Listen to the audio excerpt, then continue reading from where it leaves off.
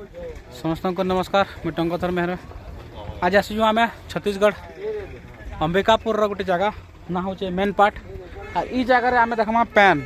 rain जाऊँगी स्रोतटा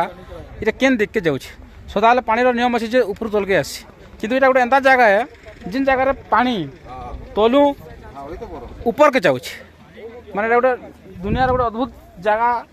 है जिन दिन लगी आम पैन स्थिति जानी पार्मा देखी पार्मा ये पैनटा ऊपर के नागरी आम जाऊँ इन मुझे आपको देखा जस्ट देखुन मुझे आपको पछर कैमेरा करुचे इन मुझे तले अच्छे आ सेटा आम जेन आया मैंने अच्छा बहुत टे अच्छा आया मैंने सब ऊपर अच्छा ऊपर अच्छा किंतु पानी स्रोत आप निजे देखिपारे जगार पानी टा ऊपर के जाऊँ देख मुझे छाड़ू ये गोटे पेपरटे ये ऊपर के जाऊँ पैनटा अब कैसे चढ़ेगा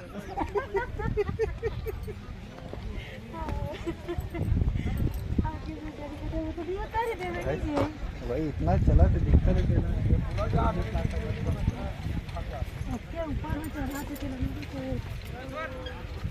देखो मैं देखे में ये जगह पत्थरटा पकाए में ऊपर के चढ़ा से तक खुला भाई पत्थरटा छाड़ने पत्थरटा आप देखी पारे